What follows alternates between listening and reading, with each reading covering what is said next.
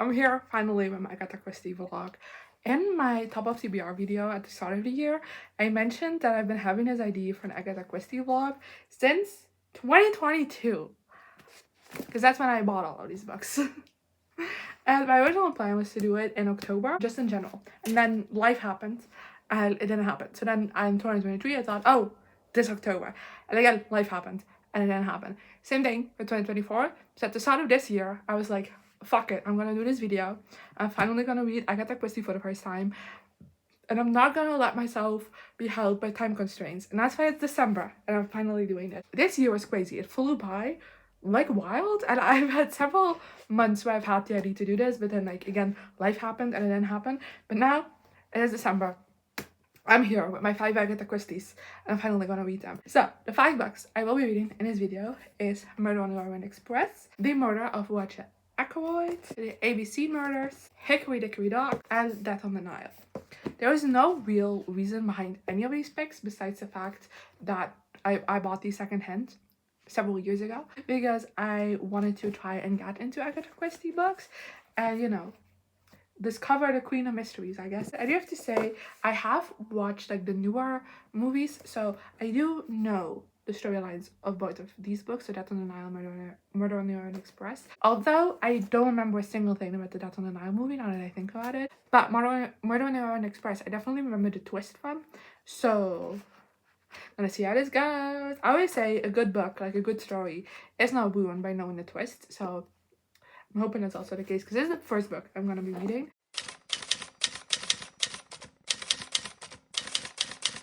Hi, I'm sorry for like the cozy update, but it's cold and I don't want to get from underneath my blanket. I apologize, but I'm halfway through Murder on the Orient Express. It's been a struggle, and not because of this book, but I've had this thing this past couple of days where I'm just deeply exhausted. Like, I sleep so much, yet I'm tired. Like, right now, it isn't even 2 p.m. and I'm already exhausted. So, fun times. I did go to the doctor's today, get my blood work taken. So, hopefully, in the results that we're getting tomorrow, there will be something that will help me out because it is not normal. I generally, I'm so tired all the time. I don't know where it comes from, but it's annoying because I'm not reading much. So, halfway through this book is only like 111 pages, but it's taken me so long to read that because of just like the sheer exhaustion. And I'm halfway through this book. That's all I care about. And in this book, basically we follow Poirot, the detective. I think all of the books that I have are Poirot books. I could be wrong. I'm sorry if that's not true. And he is on, like, he just had a case and now he's coming back to England for another case, and he takes the Orient Express, hence the title. And while he's there, the train actually gets stuck in a snowstorm, and they also figure out that one of the people on the train has been murdered. So now that they're stuck, the pro is kind of investigating who killed this man. That's the premise of this book. And honestly, this is no action at all. It's basically just Poirot interviewing every single person on the train, but somehow this is so captivating. There's just something, this generally just reads like a puzzle, if that makes sense, where with each person we're interviewing, as tiny as the information we get from that person, it is something. And it's like all these small puzzle pieces like slowly coming together until obviously by the end we'll know who did it and what happened. Like I said, I do remember the reveal of this from the movie, but I don't remember the specifics of it. And it is also kind of fun to see like little hints already towards that ending, which, you know, I am picking up because I know it, because I watched the movie. Like, I don't remember the specifics because I feel like if I did, I would be picking up on more, which I also think is great because it's definitely not obvious. Like, it's very small hints at what the actual reveal is, but just like these tiny things that I'm picking up on, I'm like, ooh. And I totally get why Agatha Christie already is seen as like such a popular mystery author just because of that. Like I said, I'm only picking up on those things because I know the reveal. And obviously, if that reveal happened, things would look differently, I think, because I do think it's hidden well enough. But I don't know, I think it's fun. I'm very excited to read the second half. Actually, like I said, I don't remember the specifics of the ending, so I am very excited to see that all unfold. I'm having a good time with this book, so that's all I gotta know. Hello, another cozy update because I am just tired. I do just simple update, got my blood work done, was missing some vitamin stuff, so I'm taking that, that should fix things. But I only started that a couple of days ago, so I'm not I'm not on track just yet, but I am feeling a tiny bit better. But I did finish Murder on the Orient Express, and I'm very happy I did because I really like this book, which shouldn't have been a surprise, considering I think this is like Agatha Christie's like most beloved book. I think, or at least it's the one that I've always heard the most about. Like it's the most iconic, so it shouldn't have been a surprise that I really like this one. But I did. I give it 4 stars. I really liked it. I feel the thing that I if you know me, you know I struggle a little bit with the mystery thriller genre. Over the years of reading it, I have learned that I do like mysteries more than like thrillers. So that's why I was very excited to read Agatha Christie. And it just reminded me of what I love about mysteries. And that's just the satisfying feeling of that reveal, you know? Like that's it. Because I am of a tired brain and also because I already knew the reveal, I didn't actually spend a lot of time in this book like trying to figure out what was going on. I just was along for the ride. Even then it still felt just like a puzzle in a sense. Honestly, just being along for the ride and of like brain off, it's just masterful how much Poirot as a detective is a puzzle master. Like seeing him just put together the pieces and just slowly with little things just come up with things, and especially in like the final part where like reveals are starting to happen. And generally, despite me again already knowing the big reveal, like I said, I didn't remember many of the details, but I know the big reveal because I watched the movie. I still had my mouth agape because it's like, how? Like it's all there, but still, how? And it was just, it is very massively crafted, and therefore I totally get why Agatha Christie is seen as a great, you know, because in that sense, she definitely is. The way this was written was just so well done, and the way Poirot as a detective just figures all of this shit out, it's also masterfully done because you can't believe it. It's not like he has a, like, I feel like oftentimes there's also a reason why I don't typically love like detective shows. I feel like a lot of the times the figuring out just comes out of nowhere because the detective in the show is supposed to be like this very brilliant person who sees things that you don't. I don't feel like that's necessarily the case with Poirot. Of course, he is picking up on things that maybe like a regular person wouldn't, because he's a detective. That's his job. That's what he's trained to do his entire life. What he's good at. But it doesn't feel unrealistic that he makes these discoveries, that he builds these connections, because it's all there. Like if I was paying attention to this a bit more as I like try to solve this, I do genuinely think it would be possible because it is there. I genuinely have never been this mad at myself for not being able to read, because I wanted to read this book so much faster than I actually did. Like it's taking me weeks just because that's just how my health has been making me struggle. But like if that wasn't an option, I think I would have finished this in a day just because it's that compelling and that gripping. The next book I'm reading is the A.B.C. Murders.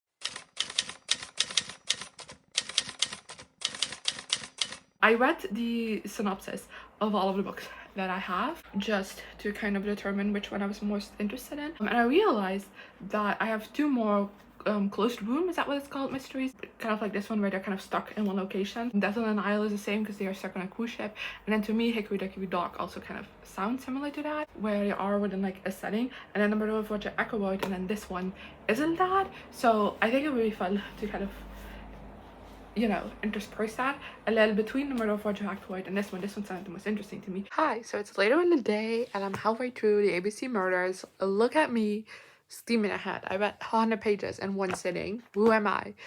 Honestly.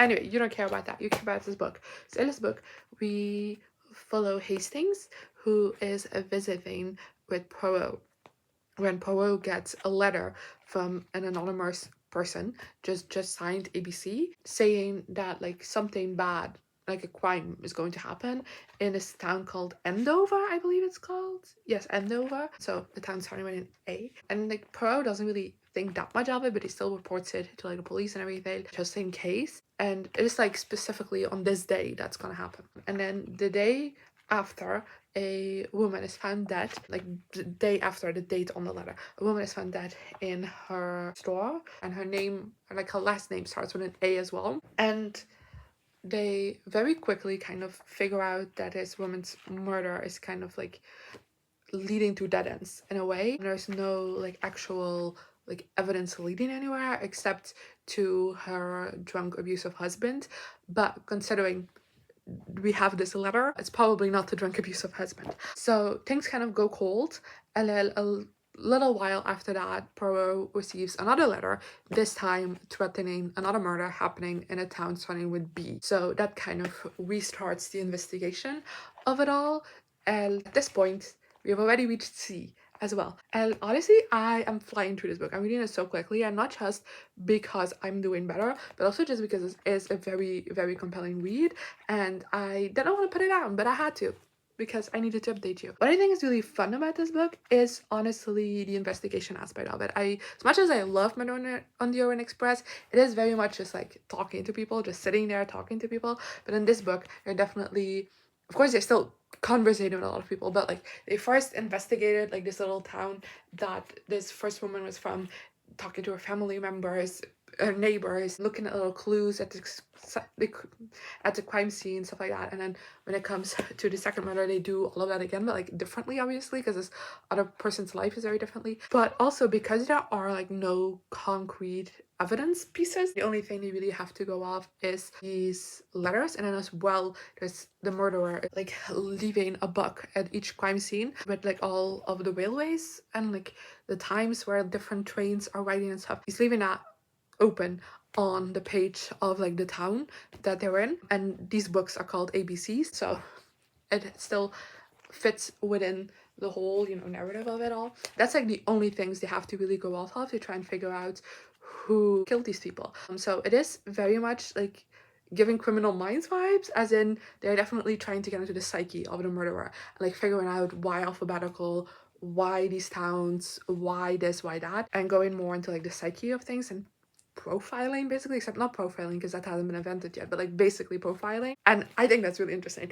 so I'm having fun with that. And I quite like this book is narrated by Hastings, which I believe I've heard that there was like a subtext of Poirot books that are narrated by a character. I believe it's Hastings. I could be wrong, and if it's not, I'll figure it out later. But they're narrated by like a specific character, and in this case it's Hastings, and it's very much narrated by him. Murder on the Orient Express was very like third person, and it was very straightforward writing, like to the point and everything. But I feel like with being in Hastings' head and like first person narrative in that sense, we are also getting like an injection of like personality. Not that Murder on the Express was missing that, but like within like the narrative, we definitely like get a bit more like personality, and we get to see like a person's thought and stuff. And I think that also makes it like a much more like compelling read than Murder on the Express was. As much as that I also thought was a very compelling read, because it's just like not necessarily faster paced, but it does kind of feel more quicker, if that makes sense, and like snappy in a way, and I really like it. I also really like the contrast between Hastings and Poirot, because Poirot is like very like not necessarily down to earth, but he is like to say like Hastings, as let's start with Hastings as a comparison. Like he wants everything to be grand. Like at first he doesn't really is excited about going to investigate this murder in his one town, in the first town with Poirot, because he's like, this is just like a random woman dying, like a shop, like it happens a million times. It isn't until like other connections are coming in that he's like, ooh, this is exciting stuff. Well, Poirot is like, no, these small things are also very important, and like exciting isn't the whole deal. Like you don't need a lot of blood and a lot of drama for something to be an exciting mystery to solve. I really like that contrast, and it's like in other aspects of their lives that translates as well, but I'm just talking about like a specific conversation they've had. And I think this also like does a better job showing off just how funny Poirot is, because he's like a very funny character. And I did also have some chuckles at Murder on the Orient Express, but like once kind of like the murder in that book happens, he's like locked in and serious, while in this one there is like a couple of like in between times where he is a bit more like funny. So I don't know, I'm having a lot of fun with this book. Hi, so I finished the A.B.C. murders. Really like this one yet again. I'm honestly really shocked with how much I'm liking this book. Because especially with this one, it's so much fun. That's not something I was expecting from these books. As much as I was maybe expecting to like them and enjoy them, how much fun this was, not on my radar. But there's another 4-star, I have to say that. I would say comparing the two books that I've read so far, Murder on the Orient Express is like objectively the better book, like quality wise, it's like impeccable. But this one is a blast. Like it was so much more entertaining, and I'm genuinely convinced that someone on the Criminal Minds writing team loves this book because it is very much structured like a Criminal Minds episode. So if you're a Criminal Minds fan, you'll also probably like this one. The only thing that's kind of different is that Criminal Minds obviously is an ensemble. Well, this isn't, but for the rest, very, very reminiscent of a Criminal Minds episode, which feels strange to say considering this came out like way sooner. The only thing that I kind of like have against this book is that I do think like the ultimate reveal, I was a little bit like, huh? And like ultimately when you get like the whole explanation of it and everything, it's like okay, but like it isn't as, you know, I feel like this isn't as solvable as more Murder on the Orient Express was, if that makes sense. So I would have liked just a little bit more of that in this book to just like make it have the same punch. And I generally feel like if the reveal like had that same punch, I feel like it generally would have been a 5-star because I just enjoyed my time reading this so much. I just think it is such a compelling read and kind of delving more kind of like the psychology behind these murders as well. It is really interesting and trying to solve it that way instead of like through actual physical clues. Obviously I love Criminal Minds, so that's something I love. And like I said, it literally is the same structure as the Criminal Minds episodes. So again, that's something I enjoy. I also might add Poirot a little shit. I think if he were alive today, like a real character, like a real person in this day and age, he would be a wage baiter to the max. The way he's just like stoking for no reason. Like you think like, oh, maybe he's like going in this direction because he's like trying to get like a reaction out of these people. But then like Hastings asks him about it. It's like, I was just joking around. He's a little shit stirrer. I love him for that. He's so funny. So funny. The amount of times I laughed at this book is insane. There's also like 2 characters and he's just like blatantly matchmaking throughout the entire book. I'm like, and even with Hastings, he's constantly making fun of him, but like obviously like in a way where it's like obvious that it's come from an amicable place. It's not like a negative thing at all, but he's just like constantly making jabs at him, and it's like, you're solving like a serial killer case. Why are you joking around like this? Anyway, next book I'm gonna be reading is Death on the Nile.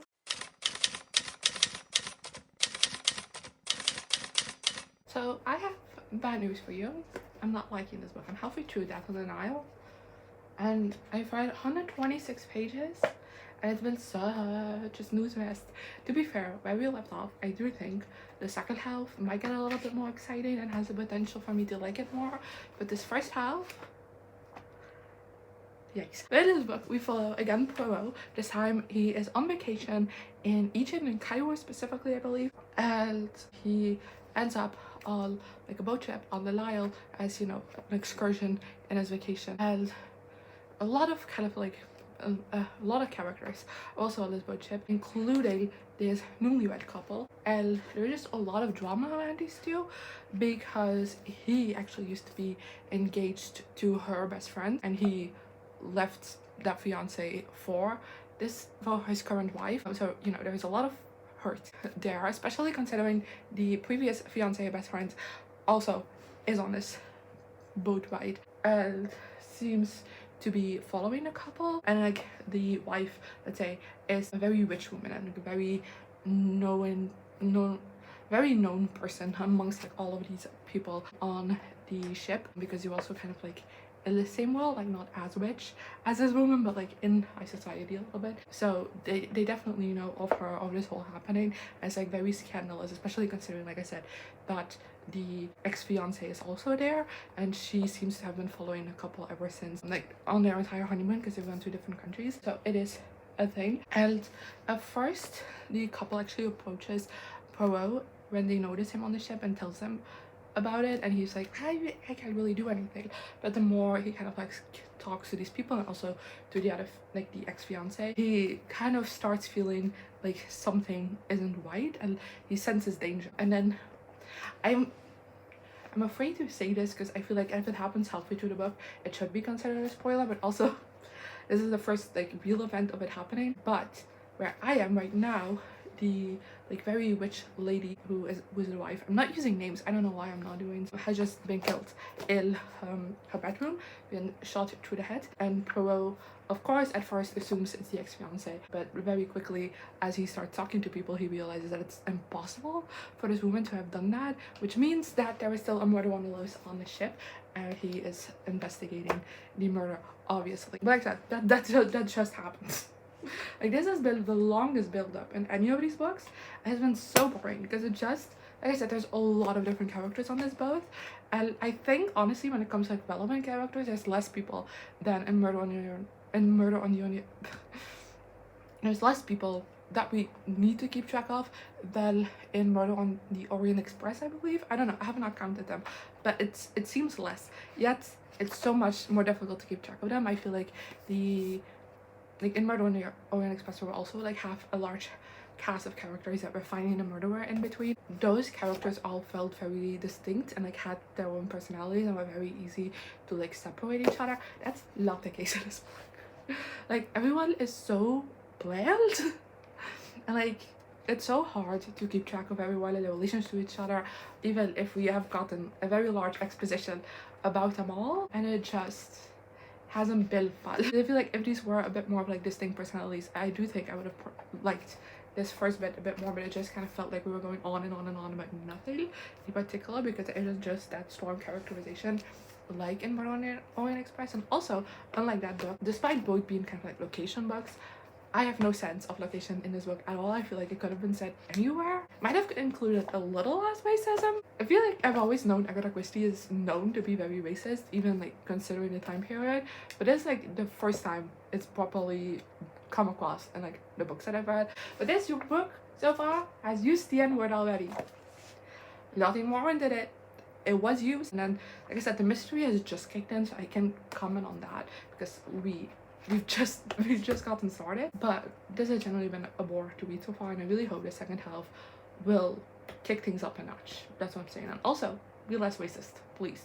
Good day. It is the next day. My Christmas PJs, my other Christmas PJs, I really like these. Anyway, though, both are Winnie the Pooh as well. Isn't that fun? You don't care about any of that. I don't care about any of this. I finished that in the Nile, and I give it 2 stars. I do think that the mystery, like that kicking in, did kick things up a little bit, but ultimately I was still bored throughout most of this book. Even Poirot didn't really have a personality in this book, and it just made for a really boring experience. Like I said, no sense of location either in this book, which is shameful because you're literally in Egypt. You know how wonderful, like how much great scenery you can get out of that. None. And I do think ultimately the mystery was just a little lackluster as well, in my opinion. I will say, earlier in like my introduction, I said that I watched the movie but I don't remember any of it. As I was reading it and as the mystery came into play, I definitely remembered who did it, but I don't think the build for it was there. And then I also feel like the mystery just got a little convoluted and I can't really talk about what I mean by that without spoiling any parts of this. And as old as these books are, and even though the likelihood is high that you probably know the stories of these, I still don't want to spoil them for you. But shit got convoluted, where I was just like, oh my god, why are we taking detours constantly? And it wasn't fun. And again, especially just like solving a mystery where you can't keep the character straight just isn't fun. I will say, Poirot keeps matchmaking. He also matchmade in this one. More successfully actually than in the A.B.C. murders, but that's still surprising. I saw him do it, I was like, there he is. It's the only moment in this book where I see Poirot. So yeah, I don't know, this was a flop for me, sadly enough. Also, racism out of this world insane. I know I already talked about that, but I feel like especially in this book, like I said, racism never necessary. Like, there's no characters of color in this book. Like, it's just very occasionally they just randomly take a jab at Egyptian people and therefore people of color, and I'm just like like we literally go on like a detour at a certain point in the plot just to talk badly about the people of color. That's the only purpose of it. It really is. And like I said, I knew Agatha Christie was racist, even for her time, but damn, I've never had it this bad as in the other books. Anyway, Next book I'm reading for this vlog is The Murder of Roger Ackroyd, which I feel like Murder on the Orient Express is like the most iconic of Agatha Christie books, together with Another Orient One. But if we stay within Poirot, Murder on the Orient Express definitely is, I feel, in my opinion, the most iconic. But The Murder of Roger Ackroyd seems to be the most beloved. I've seen the most great things about that, so I'm actually very excited to give it a read and see what I think of it.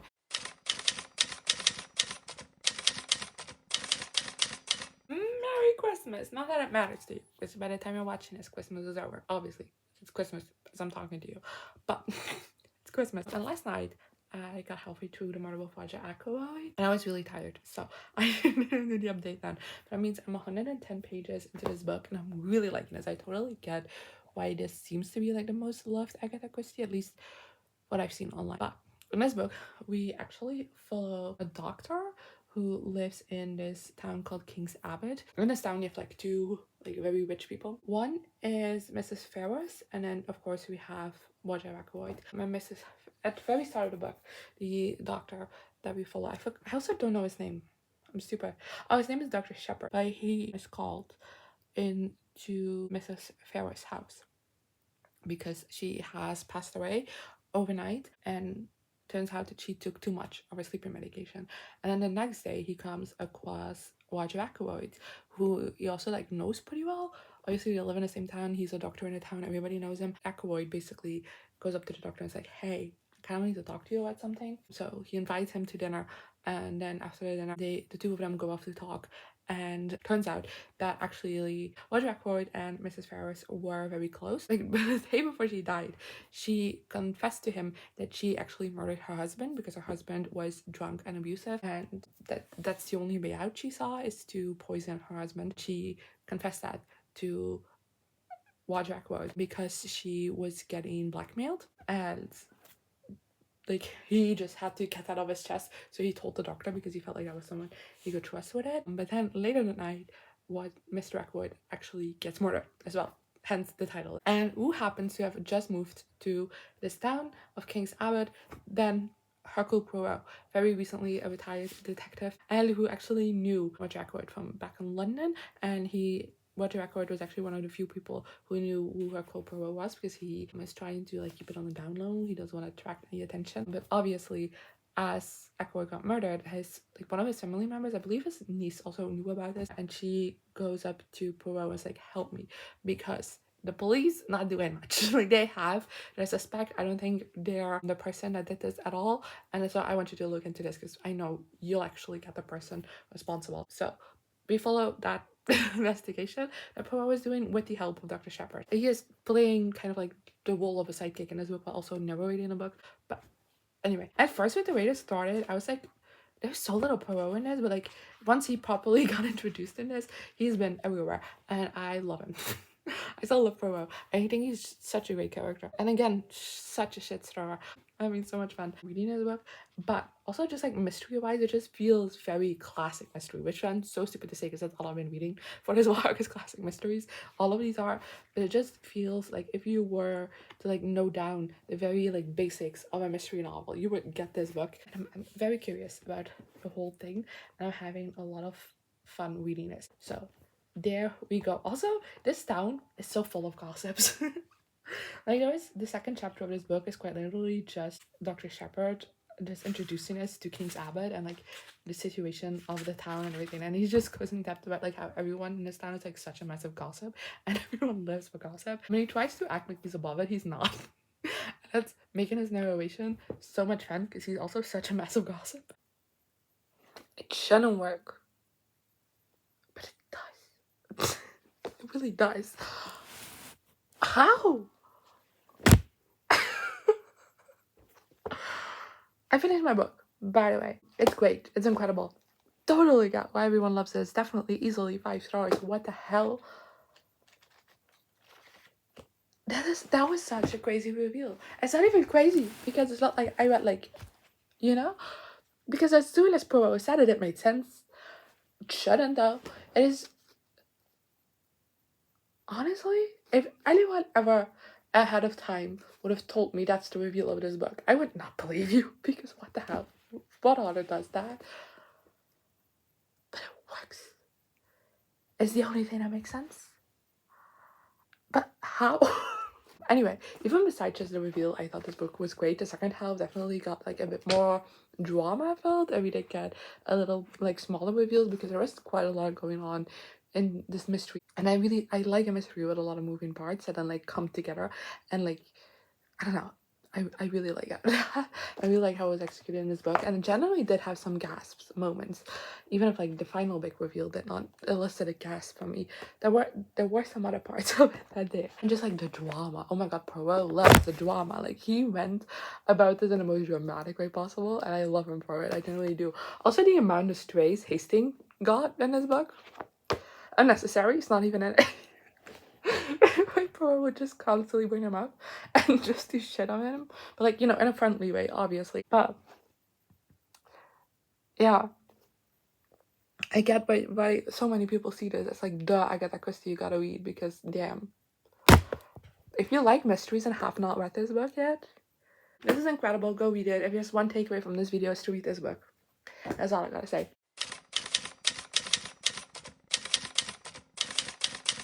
Hi, so I'm halfway through the Hickory Dickory Dock, but in this book we follow Poirot, obviously, as at the start of the book he is told by his secretary that her sister is like winning like student lodging, and a weird sequence of thefts have taken place at this student lodging. So Poirot talks to his secretary's sister, and he also thinks the case is suspicious, so he goes to the student lodging to try and help uncover what's happening. But that is not the mystery of this book. The mystery of this book is that actually very shortly after he gets there, they get a confession from one of the students that she has been stealing most of these things, and because they're all like very like small, like unimportant objects, they decide to like not like go to the police about that and everything, and just let it be. But she does also mention that there are some things that were on the list of things that she had nothing to do with, and then the next day she is found dead in her bed, which, you know, raises eyebrows, because of course Poirot already found it suspicious that there are some things that she wouldn't confess to, but now that she's dead and it looks like murdered, things are on high alert. So that's the mystery we're actually solving in this book. And yeah, that's this book so far. It's really fucking racist. That's the main thing I can tell you about it so far, because it is student lodging, like people, like students of all nationalities are in it, and there are several people of color in here, and goddamn, even characters who claim not to be racist and like actively be not racist are really fucking racist. And even just these characters are such stereotypes that it's painful to read. Like, oh my god, I thought that on the Nile was bad. This is even worse. So be aware of all of that going into this book, obviously. But also, so far, I have to say, as much as this is like very readable, I don't think the mystery is that compelling, because I don't know, it just very dark cloud over everything, you know? Like nothing really makes that much sense. Like, not as in, you know, it isn't well written, it's just more so in the case of there just isn't much to grasp onto. And then we actually follow, like, currently a police officer is doing the investigating. I was spending time with him doing that. I want Poirot doing this. Like, why would I care about like a random guy doing? I don't know. I'm not vibing with this book. Hi, how are we doing? I finished Hickory Dickory Dock. Give it 2 stars. I do like it a tiny bit more than Death on the Nile, just because Death on the Nile was just extremely boring, but this also wasn't that great. I do have to say in the second half, Poirot did become a bit more of a part in this book, so I like that, but like he still was like such a minor character in this book that I really just, I don't understand it. And I do think that ultimately kind of like the reveal just felt very anticlimactic, and I don't know, I wasn't the biggest fan of it. I don't know. Okay, I think that wraps up my thoughts on the book. It just was really underwhelming. It was just really underwhelming to me. We have wrapped up my journey with Agatha Christie. I can't believe it. Like, this has been on my to-do list for so long. And of course, it's the last reading vlog of 2025. I have impeccable timing. Anyway, I bought 5 books, and I would say that I am actually very intrigued to read more Agatha Christie books, even outside of Poirot, because of course in this video I only read Poirot books, and I love that man. I do. I am sorry. That's just such a little shit. I would honestly just read all the Poirot books just for Poirot, not necessarily for the mysteries. Like, he's so entertaining, which is why I was so pissed off towards Beverly in this book, because what do you mean the most entertaining character you're not gonna include? A lot of fun reading this, even if I had 2 duds, and I totally get why Agatha Christie is the popular author that she is, because even if I didn't really like these 2 books, I do think she is a master at her craft. That's very obvious through the books that I've read, and there's only like a very small sampling of the books that she has written, obviously. So yeah, I don't know, I feel like this video was a success, and I'm very glad I finally got to tick it off because it's been on my to-do list for so long. So yeah, that is everything that I have for you today. Let me know in the comments which are these books I would love to discuss, and hopefully I'll see you next time. Good. Here I am again, the same old situation. Why does the God thing have to be so complicated?